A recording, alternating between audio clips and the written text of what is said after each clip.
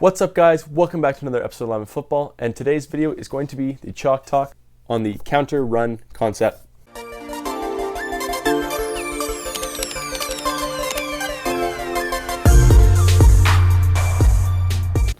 Okay, so what is the counter? The counter is the exact same as the trap, except instead of the front side guard pulling, it is the backside guard pulling.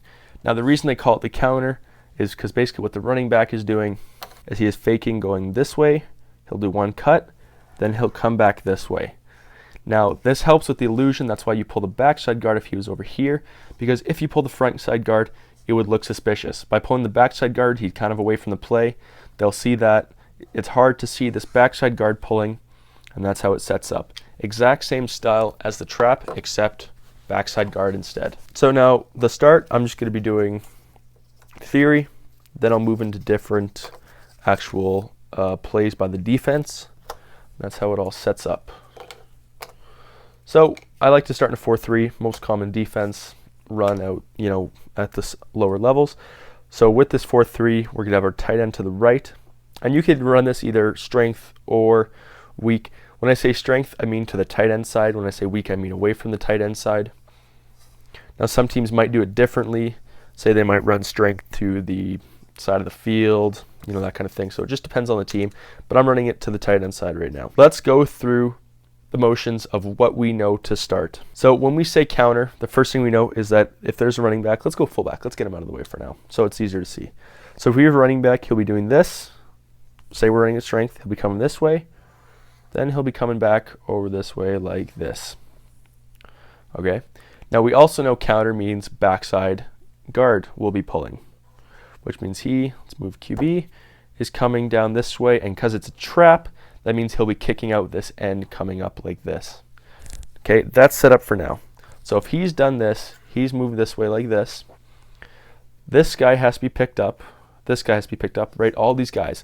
So the way you do that, again, same way as the trap, except a little farther down, is just by down blocking. Really easy blocks. So a 1v1 down block here. This guy, depending on your team, I say you should do a reach and run here. Now that is so if now that could either be helping him out, or say if he's a one tech, he might be around here, so you could be reaching and running like this and trying to pick up there. It just depends on this angle right here. Okay, now here we have the tight end. The tight end should be climbing up like this. And now we have two guys here and two guys here. Now that is a double team. Now it works out really nicely into the strength side because of the shade. If you ran it opposite to the tight end, it'd be like this, and it's kind of tougher to get that double team, right? I'll show that as well though. So basically it's a double team here like that, climbing up to this guy. And that is basically all it is. Super similar to the trap, just the backside guard instead. Creates a little bit of misdirection.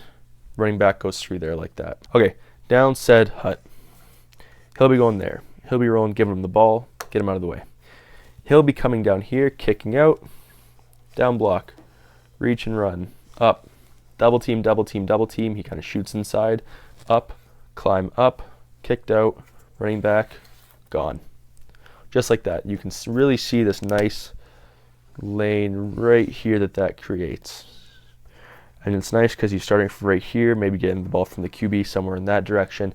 Really pretty stuff. Now the last thing I want to show you is running it to the weak side, and then we'll get into different formations. Okay, so now they'll probably be running strength to the tight end side, so it'll probably be maybe outside, inside, something like that. 3 technique will be here, 1 technique will be right there, outside there, fill in your gaps. All right, set up.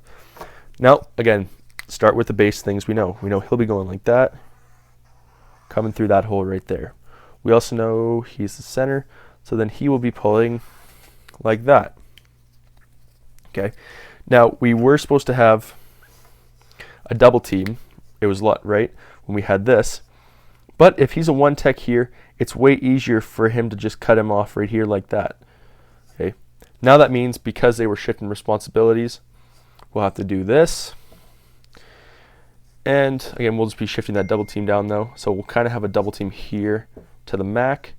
And these two guys will be kind of reaching and running So you can see how it gets a little more complicated when running it weak side, especially when you have the tight end on the back side, him trying to come across this way, and him trying to cut off this 3 technique like this makes it a lot tougher, and it kind of makes the tight end useless because he's on the backside. So that's why it makes a lot more sense to run it to the strength. Okay, now you already saw it in 4-3 in the theory part. So now let's jump right into 3-4 so I can help try and cut these videos length down a little bit so they're a little more manageable. So let's look at 3-4. Okay, so again, let's try to the strength side. Let's throw a fullback in here just to see how this works. So first thing we know, as usual, these 2 guys are doing a misdirection. Let's move the QB. We know he's there. Then they'll be coming back this way. That is if your fullback does that. For what I know he does, so let's work with that. We also know counter to the right, backside guard, pulling, because it's a trap. It'll be like that, trapping him. Now we have all these guys moving up, which is why if you can seal off certain guys, the first point of contact for the running back can be 5 yards downfield, opposed to when it's a 4-3 or 5-2, when it might be 1 or 2 yards downfield. Okay, so let's move that here, that there. Okay, so now we see we have 4 guys here against 4 guys right here. Obvious first one, we climb up here. Okay, well, 2 really good angles we have are here and here like this. Double team, climb to this backside. I don't even know what they call it in 4-3, backside, one of the backside middle linebackers. Okay, they're taken care of, tight end's taken care of. That means he has to climb to there. Let's move those guys up, here, like that. Backside tackle, reach and run as usual, something like that. Maybe he leaks, maybe he shoots a gap, say something like that. He climbs. Here's a running back, fullback. They'll be coming like this. Snap the ball. Stutter step, go this way. Fullback will be looking for leaks. Say he gets outside here. He does that. He misses him, does that. Running back goes through like that. Now let's look at 5-2. Now again, it's pointless to run it weak side, especially when you have a tight end in, because it basically makes a tight end useless, where he could be much better used as maybe like a slot or something, depending on what style offense you play, to help draw guys outside the box. Whereas when you have a tight end in, it'll suck more guys in the box. And when he's weak side, he's useless anyway, so you might as well be using him as a slot or something like that. Motion, something else to draw the defense's attention. So now let's jump into 5-2. 1, 2, 3, 4, 5. Tight end. QB. Is that right? 1, 2, 3, 4, 5. Yep. Okay. 5-2. Now your point of contact changes here because there's so many guys in the box. So 5-2. Let's say they slide them like that for the, maybe slide them all, kind of one a little bit over, just show strength, 5-2, something like that. Okay, again, first thing we always know, here, misdirection, through that way. We know we have a kick out. That means this guy is taken care of.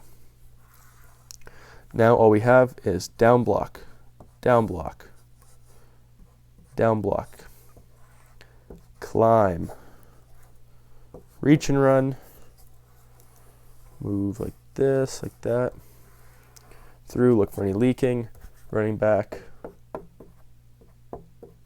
It's all about communicating on the line and just starting with the name of the play, and that'll tell you everything you need to know about the play, usually, depending on the coach. The way we run it, no crazy calls, anything like that. So with the play, you should be able to know exactly what is happening. Again, if you take away nothing else from this video, take away that you have to communicate with your fellow linemen. That is the only way you can actually win, is with proper communication. So I hope you guys enjoyed that video today. If you liked that video, don't forget to hit that like button, as it is a big help to me. If you really liked the video though, don't forget to share it, as that is even a bigger help. Also, don't forget to check out my Instagram @LinemanFootball. And as always, thanks.